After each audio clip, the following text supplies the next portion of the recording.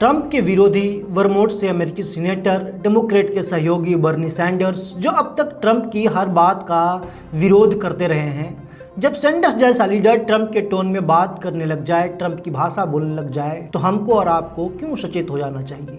क्या है एआई से जुड़ा हुआ मुद्दा जिस पर अमेरिका के दो धुर विरोधी एक मत हो गए। जब कोई सीईओ अपनी कंपनी में सरकार को बेशर्त हिस्सेदारी देने के लिए तैयार हो जाए, उसके क्या क्या मायने हो सकते हैं। कोई सीईओ खुद क्यों अपनी कंपनी में हिस्सेदारी कम करने की बात करेगा। 4 सालों में एआई कंपनियों में सर्वाइवल के लिए पूरी दुनिया में $2 ट्रिलियन का नया रेवेन्यू कैसे जनरेट होगा। एआई कंपनियों के मुनाफे पर क्या है मॉर्गन स्टैनली का सर्वे। साथ ही खुदा न खास्ता अगर एआई का बबल फटा तो उनका क्या होगा जिनके पास सब्सक्रिप्शन है, यानी भारत का क्या होगा। इस वीडियो में इस पर करेंगे विस्तार से चर्चा। नमस्कार, मेरा नाम अविनाश है और आप देख रहे हैं मनी मंच। पिछले कुछ महीनों से अमेरिका के दो धुर विरोधी नेता एक सुर में बात कर रहे हैं। एक है डोनाल्ड ट्रंप, दूसरे हैं बर्नी सैंडर्स। ट्रंप को आप जानते हैं कौन है। बर्नी सैंडर्स के बारे में एक बार फिर से आपको बता देता हूं। वर्मोंट से अमेरिकी सीनेटर्स हैं, काफ़ी प्रभावशाली नेताओं में गिने जाते हैं। वे किसी पार्टी विशेष से ताल्लुक़ नहीं रखते, लेकिन डेमोक्रेट्स को अपना समर्थन देते हैं, डेमोक्रेटिक पार्टी का सहयोग करते हैं, डेमोक्रेट को हर मुद्दे पर डिफेंड करते हैं। सैंडर्स ने हाल में ही एक स्टेटमेंट दिया जिसमें उन्होंने कहा कि एआई से आने वाले समय में कुछ बड़ी कंपनियों और निवेशकों को भारी कमाई होने की उम्मीद है, लेकिन आम लोगों की नौकरियों पर इसका असर पड़ सकता है। इसीलिए एआई से होने वाले फायदे का हिस्सा जनता को भी मिलना चाहिए, ये सैंडर्स कह रहे हैं। सैंडर्स ने प्रस्ताव दिया है कि अमेरिका की बड़ी एआई कंपनियों में करीब 50% हिस्सेदारी जनता के नाम होनी चाहिए।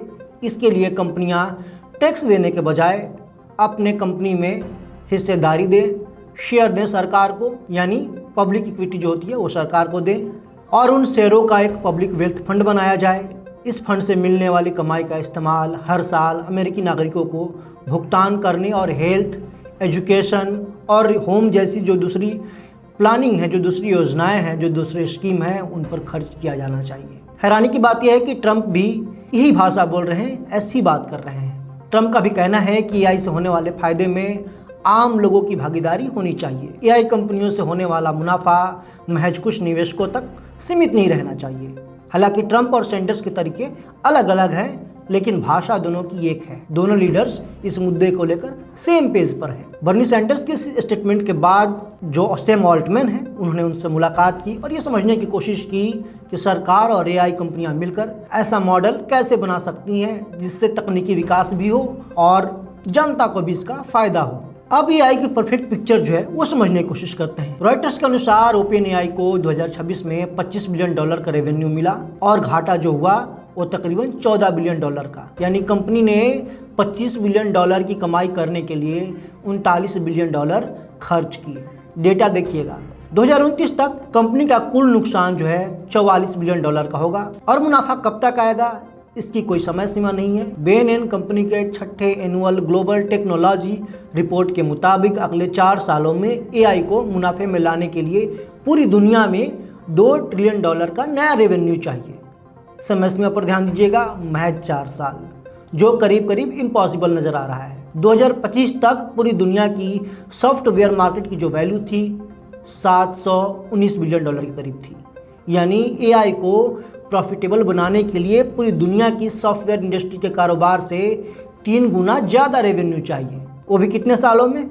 4 सालों में। आपके सामने एआई कंपनियों की एक और तस्वीर पेश करता हूँ। साल की शुरुआत तक ओहियो में किसान और सरकार आमने सामने थे।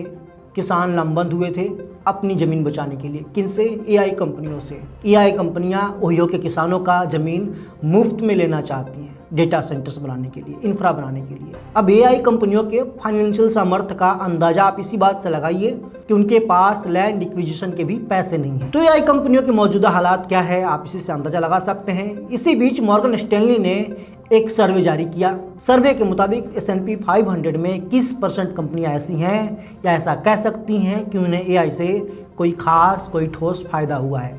80% एआई कंपनियों का जीरो बिजनेस वैल्यू है, ये मॉर्गन स्टैनली की रिपोर्ट बता रहा है। हालांकि उस रिपोर्ट में भी कहा गया है कि एआई अपनाने वाली कंपनियों को अच्छे नतीजे मिल रहे हैं। उनका कैश फ्लो मार्जिन ग्लोबल औसत से 2 गुना तेजी से बढ़ा है। साथ ही एआई से इनडायरेक्टली फायदा उठाने वाली सेकेंड ऑर्डर बेनिफिशियरी कंपनियों में इसी तरह के मार्जिन में सुधार देखे गए हैं, बढ़ोतरी देखी गई है। अब चलते हैं द गार्डियंस की रिपोर्ट पर। 2 जुलाई को एक गार्डियंस में रिपोर्ट छपी। रिपोर्ट के मुताबिक ओपन एआई के सीईओ सैम ऑल्टमैन ने अमेरिकी सरकार को कंपनी में करीब 5% हिस्सेदारी यानी इक्विटी स्टेक देने का प्रस्ताव रखा।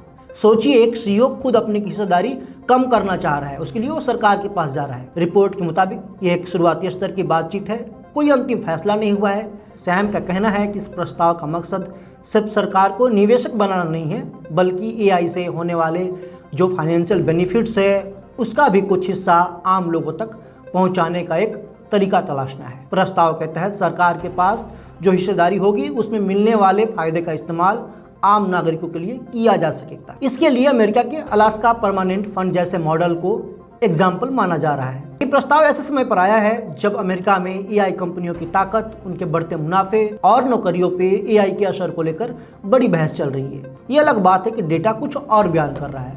रिपोर्ट में भी कहा गया कि फ्यूचर में ओपन एआई के अलावा एंथ्रोपिक, गूगल, मेटा जैसी दूसरी बड़ी एआई कंपनियों को भी इस तरह के मॉडल में शामिल किया जा सकता है। हालांकि अभी तक कोई सहमति नहीं बनी है इस पूरे बातचीत पर, लेकिन इस खबर के आने के बाद बाजार के जहन में कुछ सवाल उठ रहे हैं। जैसे कोई भी कंपनी जो भी मुनाफे से काफी दूर है, क्यों बेशर्त सरकार को अपनी हिस्सेदारी देना चाह रही है? 5% ही सही, लेकिन क्यों? क्या एआई कंपनियों को सरकार से power project, permits, land acquisition, tax छूट, डिफेंस कॉन्ट्रैक्ट में मदद चाहिए, या एआई कंपनियों में लगातार बढ़ता निवेश, भारी घाटे की आशंका, मुनाफे को लेकर अनिश्चितता ने निवेशकों के मन में डर बैठा दिया है? साथ ही क्या ये बेल आउट की तैयारी है? बाजार फिलहाल ऐसे सवालों का जवाब टटोलने की कोशिश कर रहा है, लेकिन एक्सपर्ट मानते हैं कि फ्यूचर में एआई कंपनियों के कैश फ्लो पर इम्पैक्ट होता है तो सरकार से ये एआई कंपनियां मदद मांग सकती हैं। साथ ही एआई कंपनियों को इस बात का डर है कि ऐसे सवाल उठ सकते हैं कि प्राइवेट इन्वेस्टर्स के फायदे के लिए कोई टैक्स भरने वाला व्यक्ति, कोई टैक्स भरने वाला आम नागरिक नुकसान क्यों उठाए। एक्सपर्ट के मुताबिक दरअसल ये टू बिग टू फेल वाली चिंता है जो एआई कंपनियों को खाए जा रही है। इन सारी बातों के बीच हमारा, आपका या भारत का इस मुद्दे से क्या ताल्लुक है? देखिए, अगर एआई बबल फटता है या एआई से जुड़ी चिंताएं गहराती हैं तो सबसे पहले मुश्किल उनके लिए नहीं खड़ी होगी जिनके पास टेक्नोलॉजी है। फंसेंगे वो जिनके पास सब्सक्रिप्शन है। देश की बड़ी आईटी कंपनियां जैसे TCS, Infosys, Wipro, HCL tech Mahindra, इन सभी कंपनियों के लिए हालात संभालना मुश्किल हो जाएगा। इंटीग्रेशन और क्लाउड प्रोजेक्ट्स में देरी होगी, उनकी रफ्तार धीमी हो जाएगी, वैल्यूएशन की चिंताएं बढ़ जाएंगी, वैल्यूएशन में बड़ी गिरावट आ सकती है, ग्राहकों को बनाए रखना काफ़ी मुश्किल हो जाएगा। फिलहाल एआई का बबल फटेगा या नहीं ये वक्त बताएगा, ये वक्त पर छोड़ देते हैं। लेकिन एक बात तय है कि मौजूदा हालात बेहद सचेत रहने के संकेत दे रहे हैं। आप भी ऐसे वीडियोस, ऐसे रिपोर्ट पर नजर रखिए, सही हालात की समीक्षा में मदद मिलेगी।